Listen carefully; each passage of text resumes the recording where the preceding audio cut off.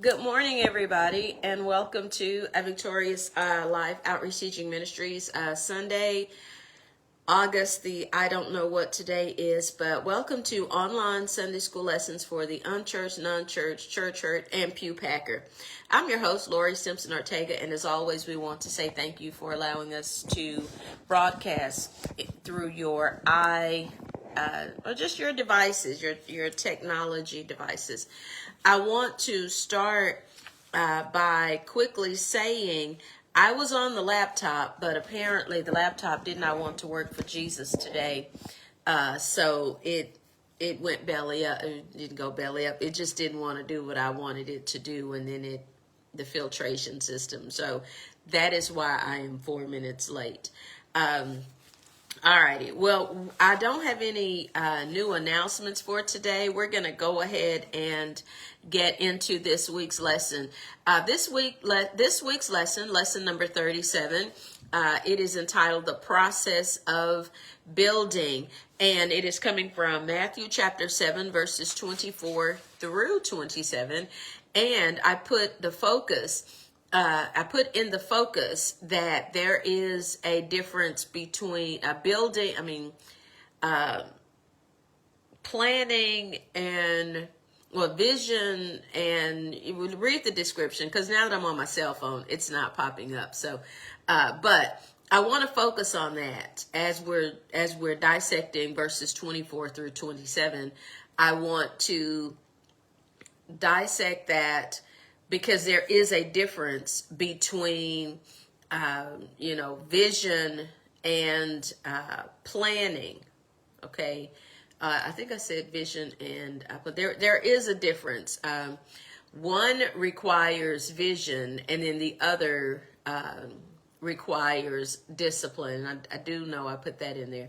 So there is a difference. One part requires vision, and the other requires discipline. And vision is the ability to foresee what is desired, what is the goal, the focus, etc. But a lot of times we can have vision, but we may not have the discipline needed to fulfill the vision. These past few days I haven't been feeling very well, so I went to work last week, but I started getting sick on Wednesday, so I didn't go in Wednesday. But because I had things to do, I went Thursday, struggled through Thursday, struggled through part of the day Friday, but I reached a point where I'm like, no, I gotta go home. This is not healthy for me. And yeah, so, but even though I was sick, I knew what I had to do. So I had to exert the discipline to get those things done.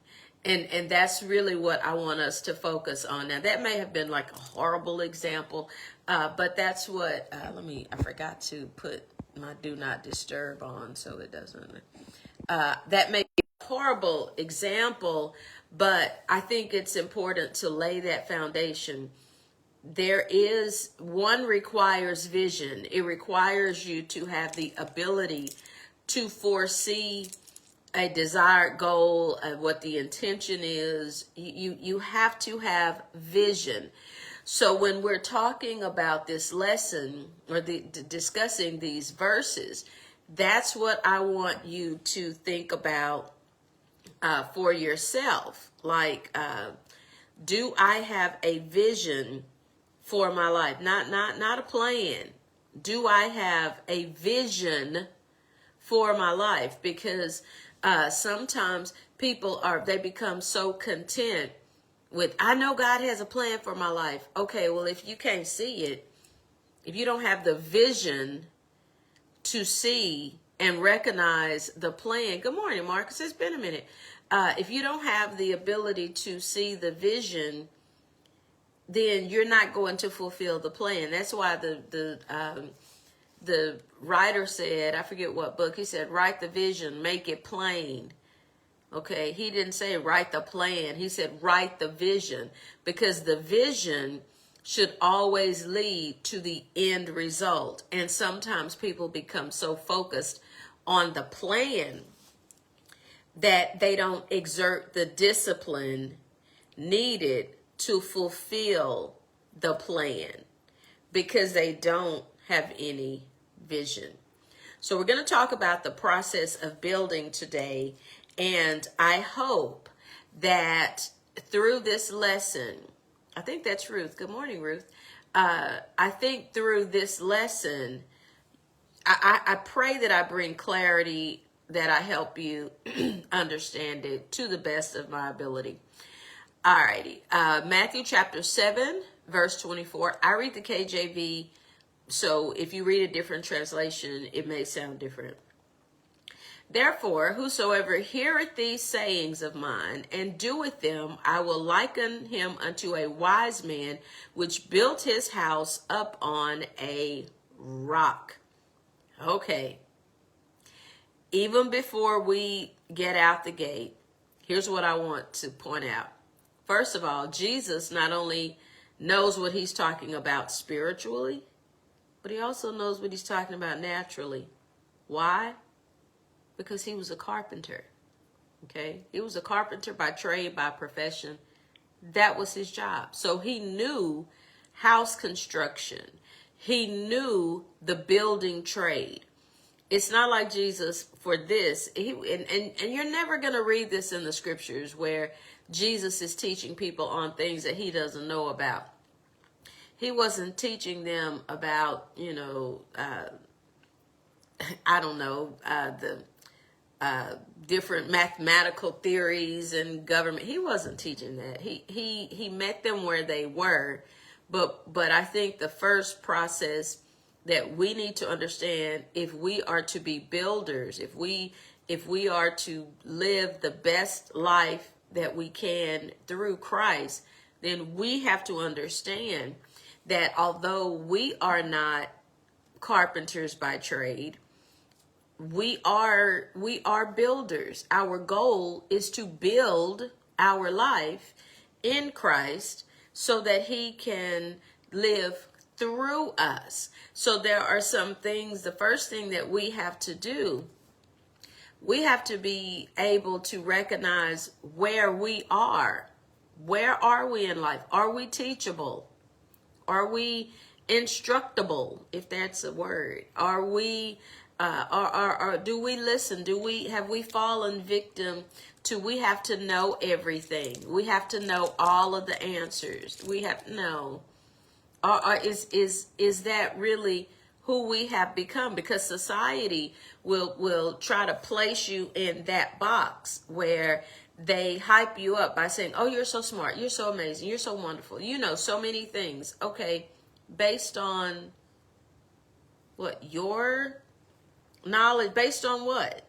There's always somebody, and I've said this for years, there's always somebody smarter, prettier, more money, more innovative, more creative, more eloquent, more best dressed. There's always somebody out there that has access to that or that's wearing that well. So following in those pursuits, trying to be the smartest, the baddest, the richest, the prettiest, that's a waste of your time and your mental energy.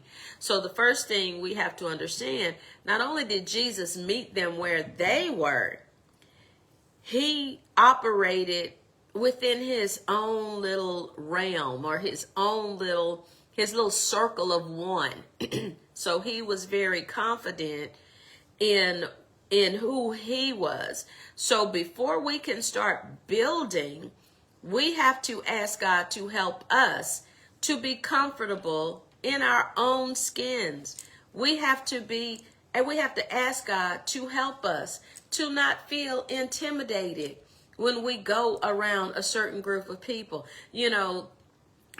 Sometimes when people go into stores, we'll say when people go into Neiman Marcus, okay, just naming that. So if people go into Neiman Marcus and or some small exclusive boutiques, they go in there And unfortunately, if you are a person of color, sometimes you don't, you get this vibe, you feel it, okay? And I'm not trying to chase that rabbit either. I'm using it as an example.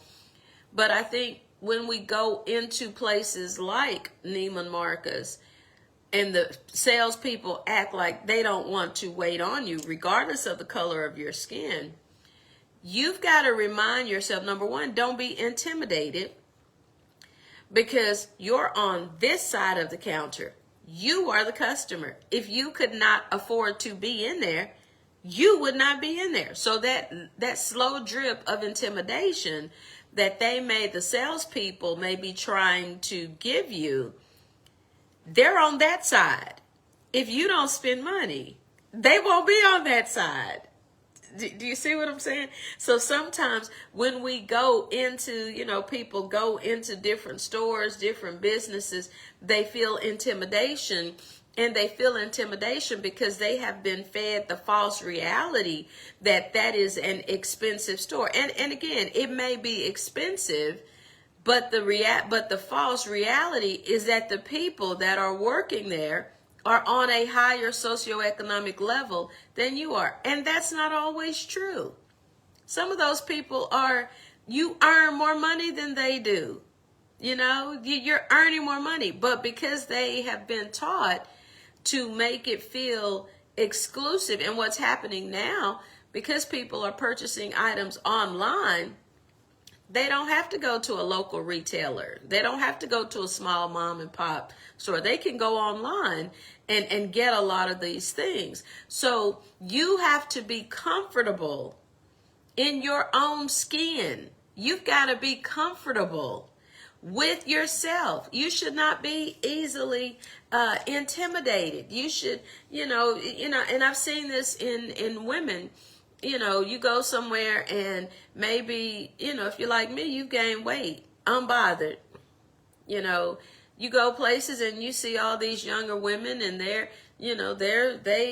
clothes are fitting right and properly. Not saying they're too tight or anything like that, but their clothes, I mean, they work out. You can tell they work out. They eat right. They're younger, unbothered. Okay, and the reason I'm unbothered is because, number one, those are different genetics. Number two, I'm of a certain age. Number three, I'm good. No, it's not a competition. So that's one of the things that you have to realize. You should not allow, when Christ is in your life, you should not be easily intimidated. He cannot build on somebody that's easily intimidated. He cannot build on somebody that is so afraid about what other people think about them. He can't build on that, And when you think about the people that that the scriptures used in the Bible, starting with the Old Testament, Moses had issues. He had extremely poor and low self-esteem because he stuttered. Moses also had anger issues. The prophet was depressed. David was, I guess, laying up with all these other folk wives. I guess he was overly confident. I don't know. But my point is, the first thing, Joshua, he had fear. So the first thing that God does, the Spirit does, it seeks to be, before it starts the process of building your life, it builds you. So the first thing I feel led to focus on, stop being so easily intimidated, because people who are easily intimidated and people who walk around feeling inferior to other people, those people can be manipulated. Okay?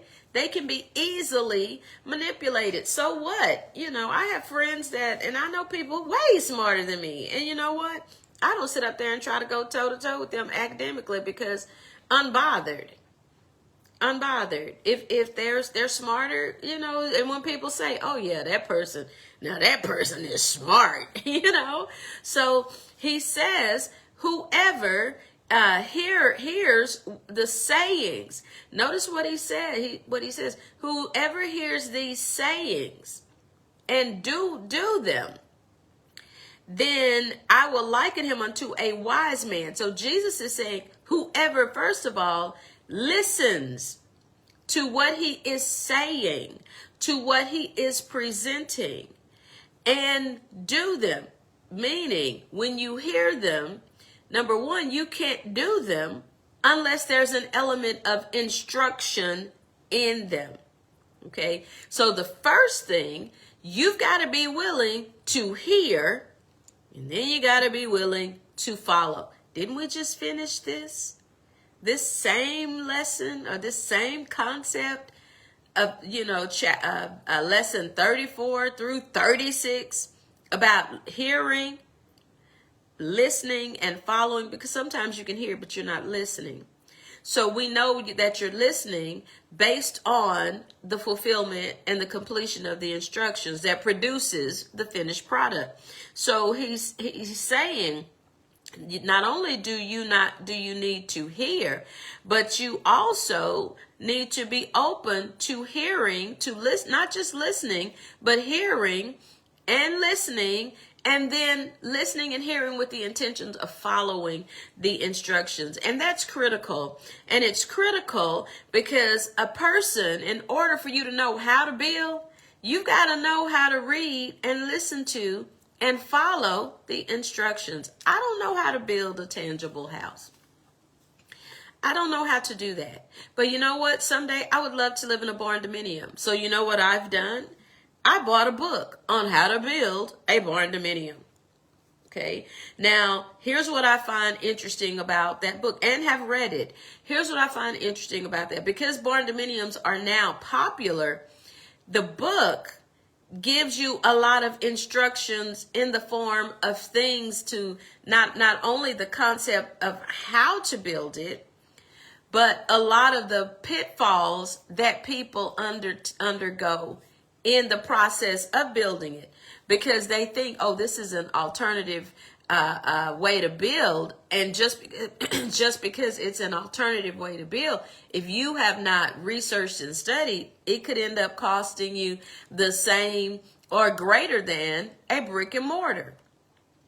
So in order for me to understand what I was facing, I had to be open and accept the fact this is a knowledge base that I don't have. So I had to actively seek out the information that has the instructions. So when I get to that point, if that's still the direction that, we want to go in, then at some point that knowledge is going to become crucial, because it's going to require for me to have a vision of what I want to eventually have. So I've got to be able to not only have the vision to see this is what I want, but the information to know how to do it. So that's what he's saying. You've got to listen, and then you've got to follow. And following is about obeying the instructions. So a person, they've got to hear and then build upon what they hear. And I know this is probably unpopular, something that I'm saying, some of this is unpopular, because you can hear how to be better all day, but until you go through the process of executing, exerting the discipline to execute how to be better, they're just sayings, they're just words, because the building is in the doing. The doing is in the execution. So, meaning the carrying it out, not the killing of anybody, but the carrying it out. So a person is they've got to be open to not only listening and hearing, but they have to be open to learning.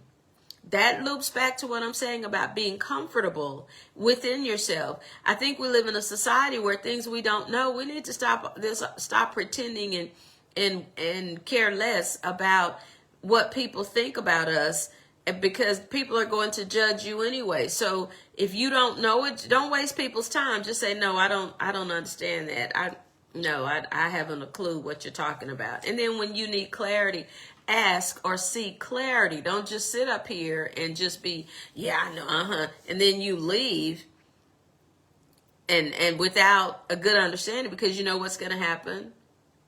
You're not going to execute. you're not going to build. And if you do, it's going to be something that's thrown together, that's shoddily built, as they say. So a person has to build on a solid foundation. That's why Jesus used this example. He's saying, what I'm saying to you now is like a man who went to go build a house. Okay, well, here's the underlying issue of that. Evidently, this man realized he needed a house. Okay? He needed shelter. He needed protection from the things that he could not control. He needed shelter. He needed protection. He needed a sense of ownership.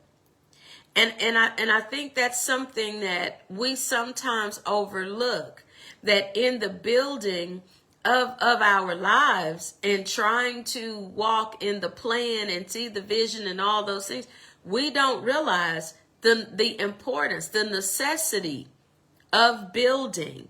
We don't realize the importance of making provisions for the things that we cannot see, but that we know may at some point be on the horizon. So the first thing that this man realized was that he needed shelter. He needed reliable shelter. He needed a reliable place of protection. So while this story or this parable is speaking to the natural side of provisions for life, it also is speaking about spiritual provision. There is no way you can live in this world, operate and move in this world, and not have some form of spiritual protection, some form of divine shelter. There is no way. People will get tired of you. People will will get bored. People will toss you if they feel like at some point, if your needs are never ending, if your state of confusion, your state of whatever it is you're dealing with, they will get tired of being a listening ear. They will tire of that. So this parable, again, it speaks to physical, but we know how parables are. Parables speak to a deeper, or they reveal a deep spiritual truth. So the first thing that this man had to come to grips was he needed shelter.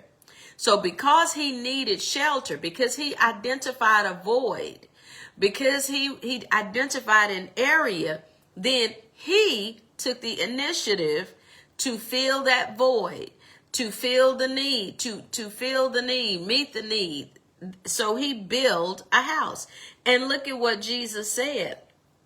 So he built this house on a rock. So this man didn't just run out. Let me throw this together. Let me go put this over here. Okay, let me go just throw it together. No, he didn't do that. He counted up the cost before he even ran out there and started building. He understood the process. He knew exactly what he needed to do. He didn't go out here start and stop. Well, I've been building on this. I don't know what happened. Yeah, all my money. No, he didn't do that. So how does this relate to us early on? Every person on the planet, you have a house to build. It's called life. You have a house to build. And you're going to build your house whether you realize you're building or not. Some people, and when I say everybody's building a house, everybody, the life. You're either going to build your life on a solid, safe foundation, or you're going to be out here haphazardly living in a little shanty. Your life is going to be in shambles. You're either going to build your life on something that is true, something that is proven, or you're going to be what they call, just because a house is new now does not mean that it's constructed well. Even some of these custom specs that they're building, some of them, if they're contracting out, unless that contractor knows somebody, is contracting out to somebody that's a reputable business, a builder or contractor that takes pride and guarantees his work, you're going to get some of these houses are being built on crack foundations. They're building them so fast, they're not letting the foundation cure, the cement. They pour the cement on a Monday, by Thursday, well, we ready to frame it. Go on YouTube, watch how some of these inspectors are going into these brand new houses. So then you have a warranty, home warranty for about a year, but it doesn't cover half of the stuff that's improperly built. So now you're paying for something that was improperly built because you were just in a hurry. So we're all building a house. We're all building a life. Whether we want to admit it or not, we're building a life. And look at what Jesus says in verse 25. And the rain descended, meaning the rain came down, and the floods came, and the winds blew and beat upon that house, and it fell not, for it was founded upon a rock. Okay, well, if I say to you that everybody's building a house, then look at what happened. A storm came. Because look at the wording. The rain descended. That means the rain fell. Okay. But then the floods came. Okay, so this wasn't just the regular drip drop. This wasn't just the regular seasonal rain. This man, after he built his house, he faced a storm from within the house, externally. Storms were beyond his control. But remember, I told you, he realized, wait a minute, I need to protect myself from the things that I have that I can control, but more importantly, the things that I can't control. So the first thing that the scripture, Jesus says, that he faced was a storm. There's nothing wrong with rain. But then notice what I just read. The floods came, okay? And then the winds blew and beat upon the house. So from a spiritual standpoint, this man, if we're going to say, using this man as an example to reveal the deeper spiritual truth of this parable, then this man gave his life to Christ because he got tired of facing the things that he needed to face, independent of something to believe in, something to hold on to. So this man, again, I'm just using this as an example to reveal spiritual truth. He accepted Christ. Well, you know what? Let's just make it relevant. You accepted Christ because you wanted protection over your mind, over your actions, over your emotions, because your heart would give away. Your heart wasn't right. So your heart would give you away every single time. So you accepted Christ to help you navigate through life. Maybe you went through, you received before you accepted Christ, maybe devastating news. Maybe trauma, maybe whatever negative it was that you faced. Maybe you realize, wait a minute, I can't keep going through this by myself. Lord, I need you. I need help. And the grace of God that brings salvation appeared to you, and you accepted Christ, and that was it. But look at what happened. The storms of life, they come. They come. They may not hit you all at once. But the storms of life, what are the storms of life? The storms of life are, disappointments, setbacks, lack, confusion. Those are the storms that sometimes that we face, that we don't really realize that, wait a minute, I don't have to face this alone. A storm could be sickness. A storm could be grief. A storm could be death. A storm could be accidents or rejection. I put disease, disappointment, poverty, doubt, hospitalization, anger, frustration, the storms of life. Those are storms. And if you're not careful, if you don't have the protection of Christ, just like this man, the rain's going to come. First, it's going to be just a slow little drip, but the rains are going to come. And if you don't have protection, if you don't have security, if you don't have a solid foundation, when after a while you look up and it's a flood, feels like all hell has broken loose in your life. The flood is going to come. The winds, okay, they're going to beat you down. In the life itself, at some point, is going to feel like it's there to beat you down. And you know what? You got to remember, like this man. No, life's not taking me out, because I built my life, or I am building my life on a solid foundation. So the storms, it says the rain descended and the floods came and the winds blew and beat upon the house. It was trying to wear him down. Life will try to wear you down if you don't have any spiritual protection. That's why it's important that in the building of your life, that you build it wisely. And look at what it says. And it fell not, for it was founded upon a rock. Okay, so we've gone from verse 1, where it says, which built his house upon a rock, to verse 25, that it was founded upon a rock. Okay, you see what has happened? He started the process. He built the house.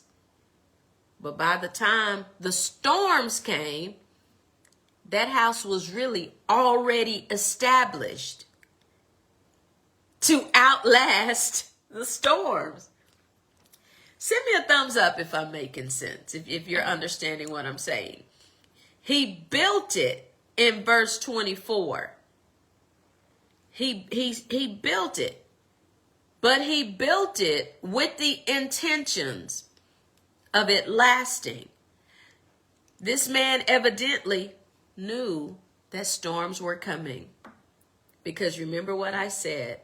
He built the house. He realized, I need protection from the things that I cannot protect myself from. So he built the house. And evidently, he was a wise builder, because he built it based on wise instruction. And by the time we get to the next verse, you see the house, it was founded. That means even before the storms came, or by the time the storms came, he wasn't worried. He was like, unbothered, let it rain. Not caring. Okay, so it's flooding. There are some floods.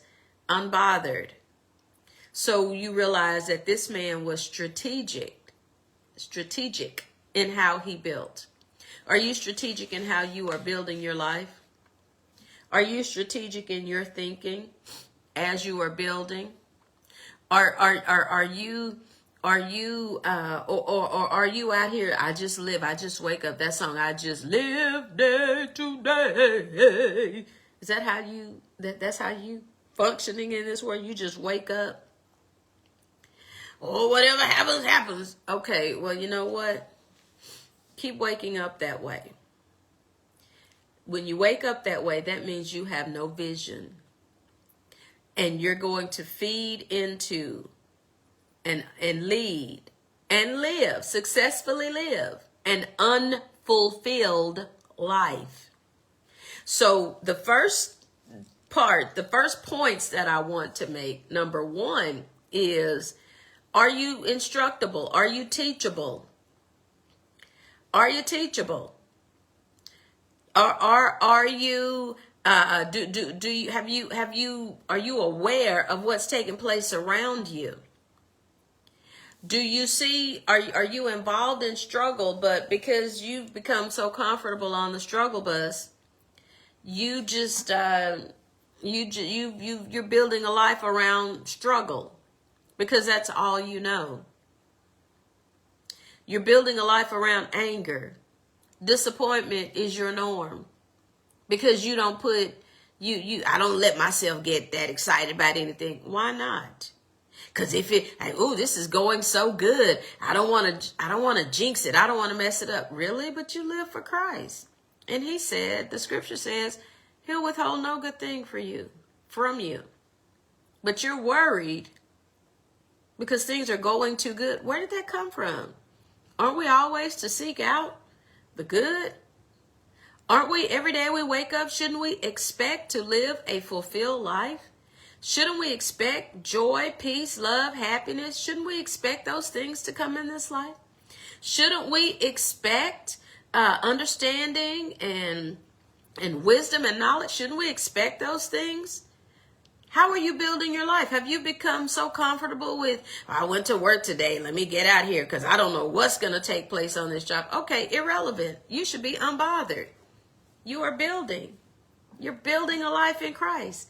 You know the vision. He's revealed the vision for your life. He doesn't want to withhold any good thing from you. But when you wake up and you go to these jobs or you meet people, well, I had to, let me get on in here. Ain't no telling, ain't no telling what they got going on there. Well, yeah, do tell. It may be wonderful things. I want to share this because I shared it with a fellow professional that happened to me this past Monday.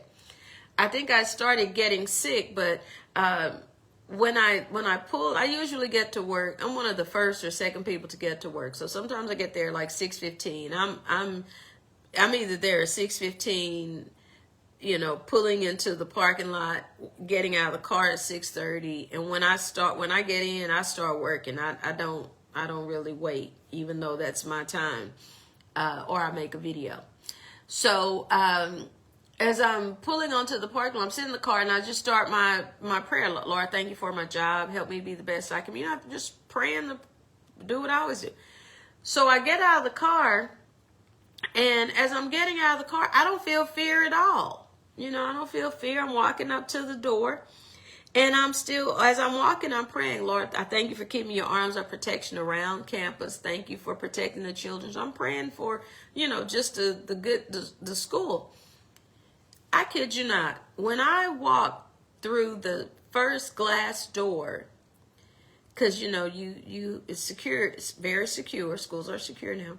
Walk through the door and I turn around to make sure that the door is closing because you don't want nobody. You got to be safety minded. So as I turn around to make sure the door is properly closed, if I don't tell you, the Spirit allowed me to see into the spiritual realm. Okay, and I know some of y'all, this going to blow y'all mind.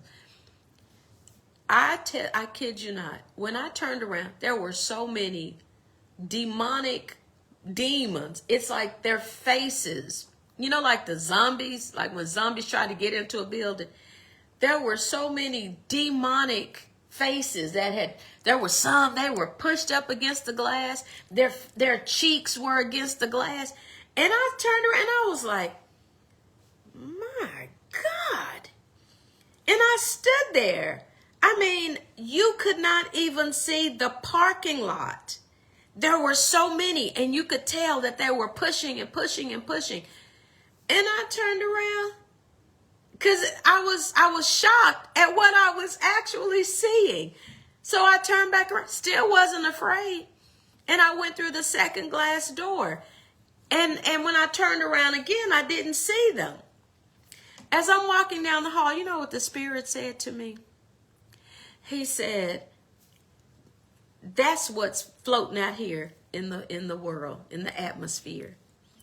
He said, there are so many satanic spirits, demonic forces are out in this atmosphere. They can't be contained. They're just angry. And you could, if I could describe the look, they're angry, they're mad, they're hate. You could just see hate. And he said, but here's what I want you to know. If spirits, he said, what made them stop? He said, because spirits, I don't know if translucent is the word I want. He said, but spirits, they can walk through walls. They can walk through glass. They can go through doors. What made them stop on the other side of that physical glass door? Why did they not come in? I was halfway down the hall. I turned around and looked because that was profound to me. And you know what the Spirit said to me? He said, every day I put people, my people, believers who are solid in me, I give them that job. I open the door for them to work in those businesses, at those businesses, to get those contracts, because they are the people who keep all of those spirits from coming on the inside. They are the ones that hold those spirits at bay. They can't. He said the only way that those spirits can get into the building, if somebody from the parking lot gets out of the car and they're angry. Y'all think about this. And they're mad. He said spirits, demonic, satanic forces, they feed off of negativity. They need a body. They need a body with a negative mindset so that they can infiltrate their spirit. So if somebody pulls them to the parking lot and they're fussing, they're mad, they're angry, they hurt. He said, you saw that thick group of spirits. He said, one of them is going to attach. One of them is going to realize, like the zombie, soon as somebody pulls up. He said, somebody, that spirit is going to attach itself to somebody. So whereas before, when they pulled on the parking lot, they were angry, they were hurt, they were frustrated, they were disappointed. They're safe in their car. But when they get out, and those spirits recognize, wait a minute, that person is mad. Wait a minute, they're feeding off of that energy. Boop, there's that body. That's how anger is getting in the building. So when the little kids come in that day, if enough teachers come in angry, all day the little kids are going to be running around angry. And you know, he said, and you know what I do? I put my people so that when the spirit walks on that, it doesn't mean that the person is now possessed by the spirit. It just means that mentally they have allowed themselves to get sidetracked. So when they come into the building, anger is coming with them. Bitterness is coming with them. Hurt is coming with them. And you know the crucial thing he said to me? He said, and a lot of my believers don't realize that they can walk a spirit into. They don't realize that if they get out of their cars, before they get out of that car, before they get out of their car, whether they're going into their home, whether they're going into a business, they've got to sit. They should sit in that car and say, Lord, I'm hurt. I'm angry. They should cast all of their care to me. Lord, I'm broke. I don't have any money. I need money. Lord, I'm upset. I'm angry. I'm disappointed. They need to give that to me, because if they get out of the car with it, he said, you just saw all of those. They feed off of that. So that's what I'm saying. The storms of life, they are coming. But this man, he built his house so that by the time the storms came, it was already prepared to face whatever challenges life was bringing. And that's what I really feel convicted. And I pray that the Spirit is giving me the clarity to stress this, because some of y'all are building lives on false reality. And this is what, when we get to verse 26, hey, Shu, and everyone that heareth these sayings of mine and doeth them. There he loops back. Not only do you need to hear, but do them. So everybody that hears them, hears what I say, and does what I say, or here's what I say, and don't do it, look at what you're going to be. It says, shall be likened unto a foolish man which built his house upon the sand. Okay. Y'all know I got to say something about that. Everybody's building a house. Okay. So the first man counted up the cost, heard the information, received the instructions, exerted the discipline, and exerted patience, and built his house slowly, wisely. Now, when I say slowly, I'm not saying it took him years and years. I'm just using that for, for spiritual clarification. How about that? But the second person, well, look, the second person knew they needed a house too. The second person knew they needed protection from the same elements. But unlike that person, the first person, the second person heard the same sayings, heard the same instructions, heard the same advice, but they opted out of following, of hearing the instructions. They opted out of that. And I think that's important for us to understand. Sometimes as believers in Christ, we can opt out. We can opt out of things. We can opt out of listening and hearing. We can opt out of doing what we know to do. Now, I want to spend, we'll say, as much time as I need to address the unchurched and the non-church. And I pray that nobody, the pew packers, I pray that y'all don't take what I say out of context. But here's what I have to say to the unchurched and the non-church. Let me think of how I can say this politically correct. You have the right to opt out of church. Although the scripture says, forsake not the assembling of the brethren, meaning church attendance is good. That's you should go to be surrounded by like-minded people. Okay? So it's good for you.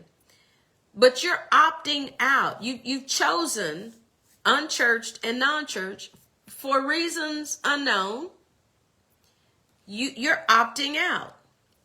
But just because you are opting out of aligning yourself with a physical body of believers, you cannot opt out. That doesn't opt you out of building a life. Did that make sense? Send me a thumbs up if that makes sense. You can opt out, non-church, unchurched. You can opt out of going to church physically, but you cannot opt out of building your life. You cannot opt out of the storms, the goods and the bads. You can't opt out of those things. You can't opt out. I'm opting out of life. Then you're dead. You cannot opt out of living. Now, what you can opt out of is having a fulfilling, quality-filled life. You can opt out of that, but you can't. Only way you can opt out of living is if you end your life, because life is going to come. And I'm not here to tell you to do that either. I think that's drastic. Okay, so if you feeling like you should take your life, then, one of those spirits have attached itself to you. Okay, you don't, no, So if you're unchurched, non-churched, you can opt out of going to church, but you can't opt out of life and building a life. You're going to build some kind of life regardless of whether you're building it on a solid foundation or you're building it on sand. How much money you've got, the connections, your education, where you live, where your kids go to school, what you drive. That's sand. And that stuff shifts. Every time you drive a new car off the lot, they replace it with another one. And every year they keep bringing out brand new ones. That's why they call year models. So you're building, you're going to build You're going to build a life, whether positive, negative, for Christ, without Christ. You're going to build. So unchurched, non-churched, you can opt out of church, but you cannot opt out of building a life. Now, to the church hurt, you too can opt out of church. But let me tell you why you are hurt. You were hurt because you were building a life on sand. You were building a life on the people that were in leadership. You were building a life, your spiritual life was built upon the people that you were in connection with. So that when they started, I guess, calling you out on stuff, or they started going to the left saying, goofy stuff, you started saying, no, this right here. They started letting you down, because I hear a lot of y'all say that, or y'all don't really say it to me anymore because I call y'all out on that. They let me down. How did they let you down? Well, they did this to me. Okay, well, yeah, I understand. I understand people. You can get hurt in church. But why did you have all that confidence in that person anyway? You had more confidence in that person than you had in God. So church hurt. You basically built your servitude was built on sand. It was built on the personalities of the people in leadership. It was built on the validation of the people packing the pew next to you. So you now can opt out of church. And I'm not giving you permission to do that. I'm just saying, so why don't we say this? So church hurt, you've opted out because now you've chosen to keep building on hurt. Okay, you've chosen to keep building on disappointment. And like I said to the unchurched and to the non-churched, I now say to the church hurt, life is still coming. Life is life. You're still building. But what are you building? Church hurt. What are you building? Are you building more hurt? Are you building more frustration? Are you building more disappointment? Every time somebody says, well, where do you go to church? Well, I stopped going to church because ain't nobody over there. Okay, you're building. You're building. What are you building? You're building a life. And sometimes I don't think people, and this is to the church hurt people, and I say this out of love and concern, don't take it as arrogance, but a lot of times when y'all leave ministries, you think your words alone are enough to stop that ministry from progressing and growing. And sometimes, yeah. But when you leave ministries and you talking all negative about them, even if they're wrong, if they're wrong, if they're out of order, let God deal with that. Don't build on that. Don't build on hurt, anger, frustration. No, don't build on that kind of stuff. If they hurt you, do what I do when people hurt my feelings. I don't pass like that game. I don't pass go. I tell the person, okay, you know what? You have hurt my feelings. I think you purposefully tried to hurt my feelings. And no, I don't want to talk to you right now because you've hurt my feelings. And then if the person says, how did I hurt your feelings? And I explain it. A lot of times the person, if their motive wasn't pure, they'll say, well, yeah, I tried to do that. I knew what I was doing. And then I usually say, well, that worked.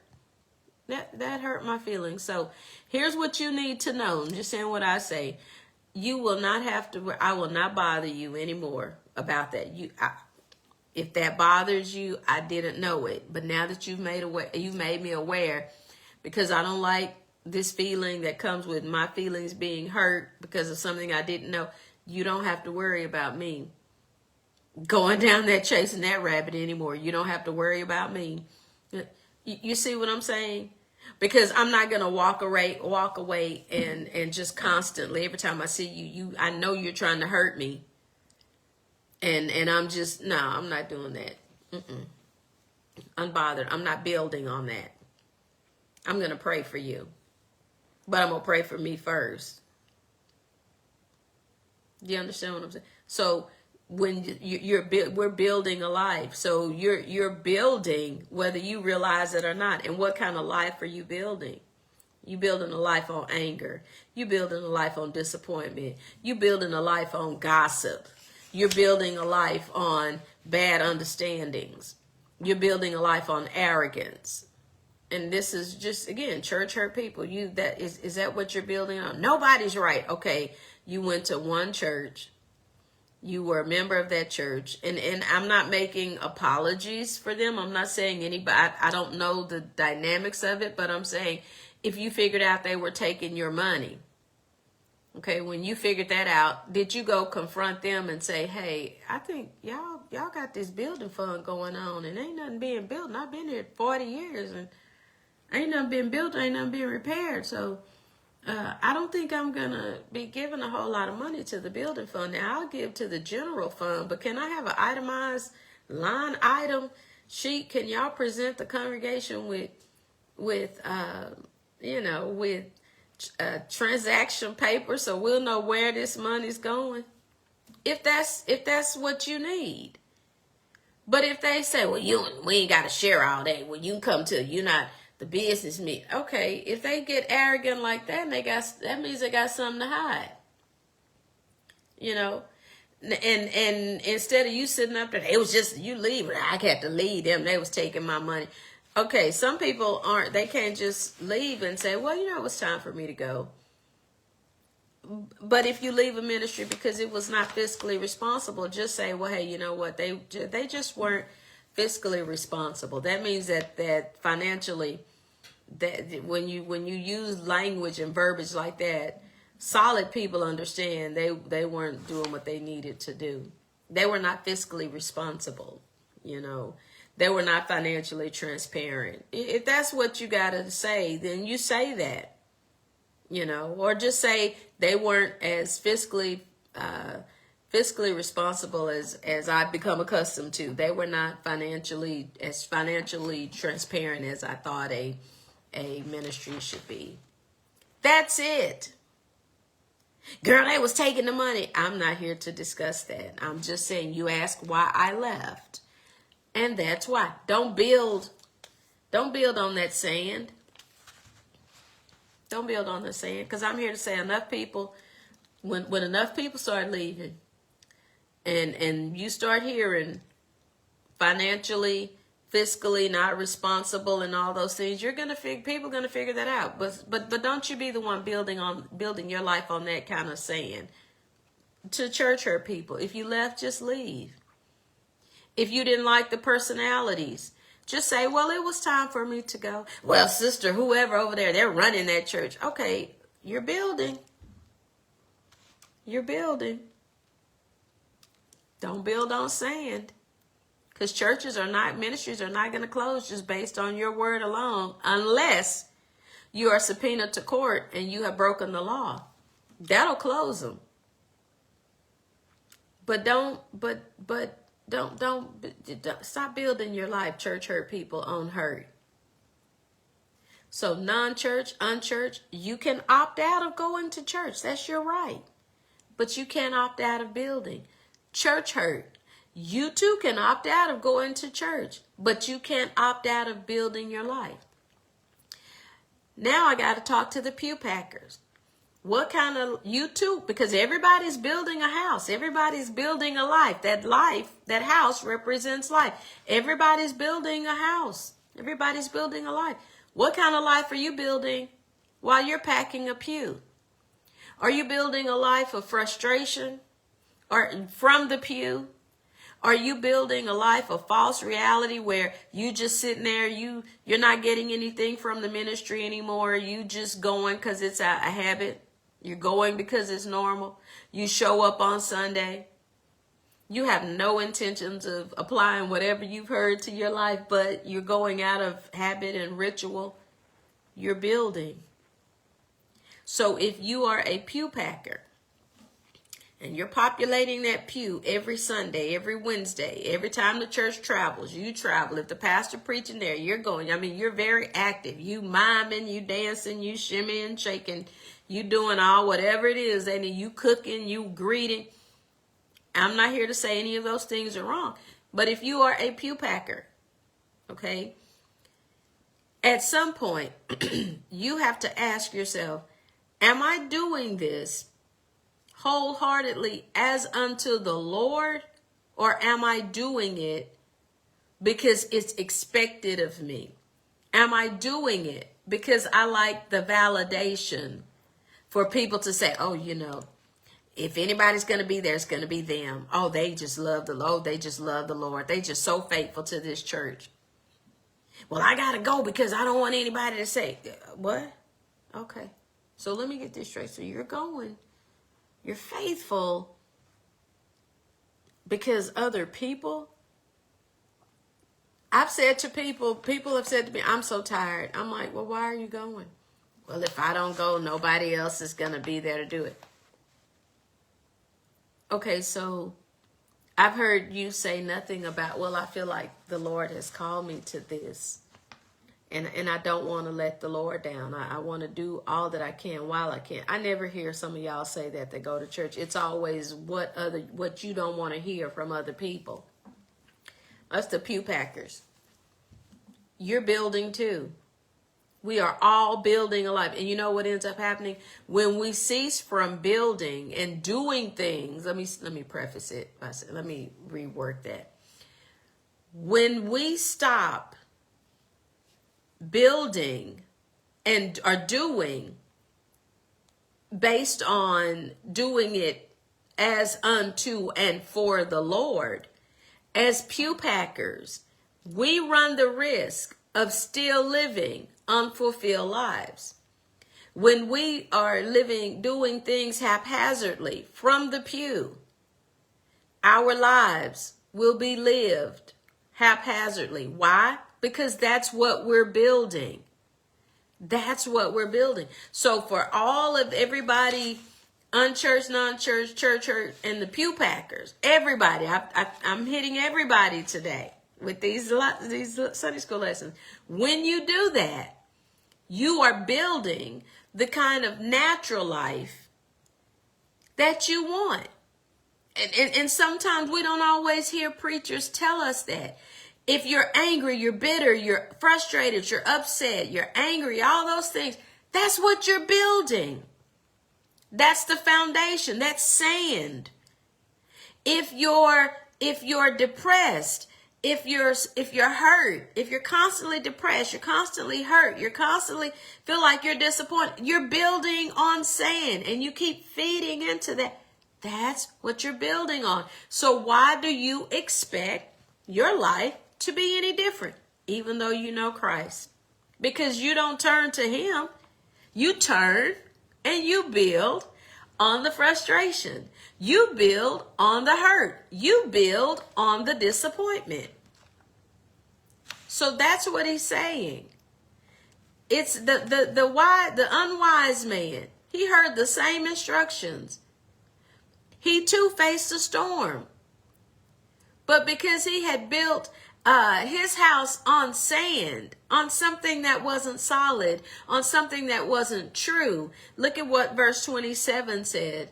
And the rain descended, and the floods came, and the winds blew, and beat upon that house, and it fell.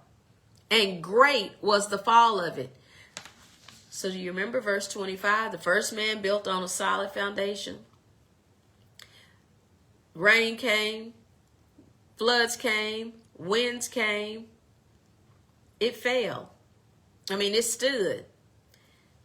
The second one, rain came, flood came, winds came. It fell. I don't know how to stress this. Life is coming, whether you're prepared or you're not prepared. And you're building a house. And that house is representative of life. What are you building on? Because notice what Jesus said about this second man. Not only did it fall, but it was a great fall. That means the intensity at which it fell was not normal, out of the ordinary. So Jesus was saying to them, the foolish man is somebody that hears the instructions that hears him. But they choose to not follow them. They choose to not abide by them, you know. And notice, the wise man and the foolish man, they were very similar. They both knew how to build. You ever think about that? They knew how to build. Okay? The second one, he just chose not to build based on the instructions. Because somewhere at the very beginning of the building process, those instructions said, build on a rock so that your structure, so that your house will be steady. So this second man, he was at no disadvantage than the first. He too realized he needed security. He needed safety. Just like the first man, he realized, I need a house. I need protection.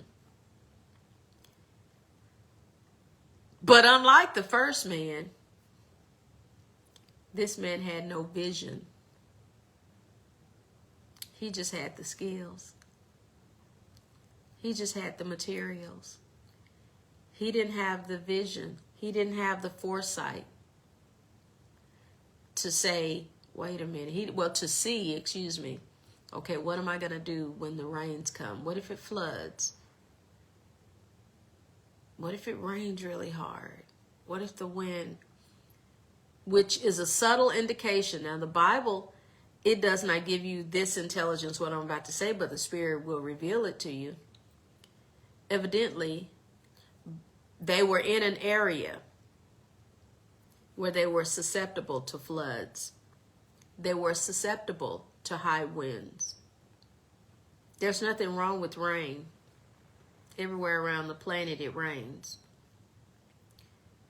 But the intensity of the rain is what leads to a flood.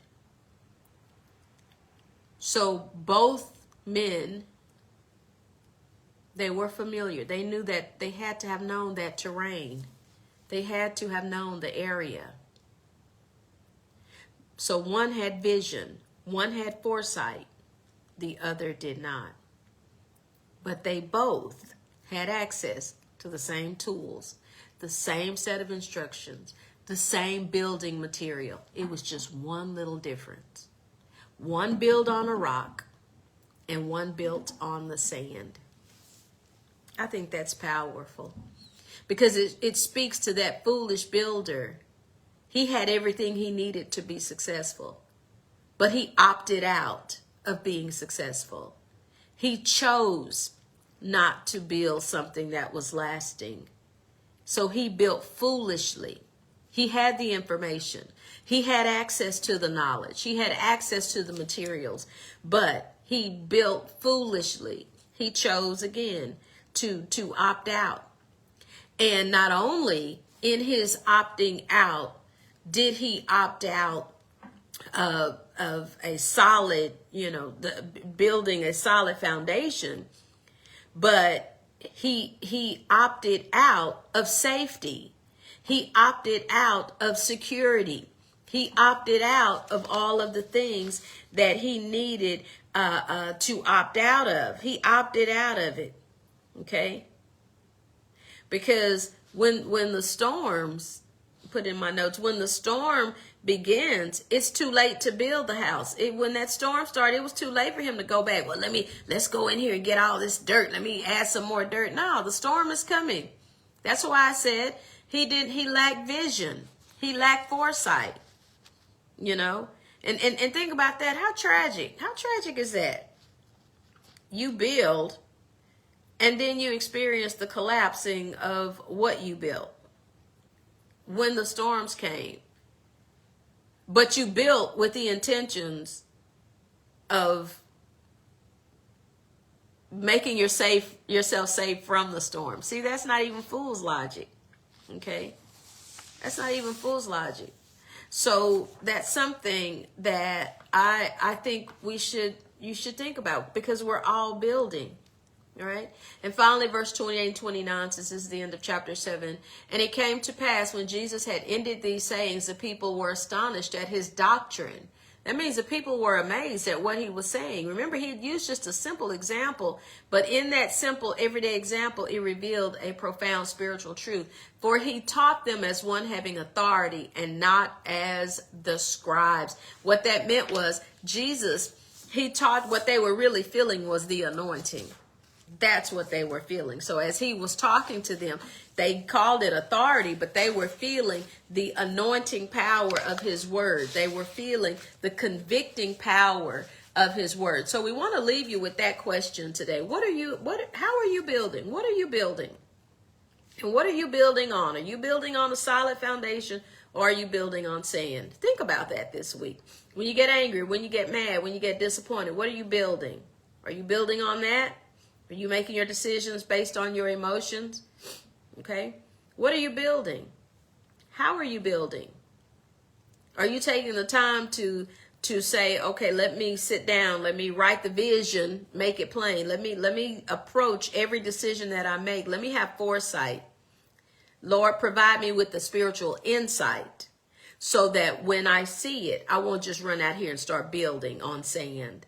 I'll have a good understanding. But that's your $100,000 question and your homework for this week, to ask yourself, how are you building? What are you building on? Well, you know what? As we always say, if you have Christ, you're already a winner. If you have the Spirit of the living God, you can face any challenge life throws your way. You can live a victorious life. God bless you.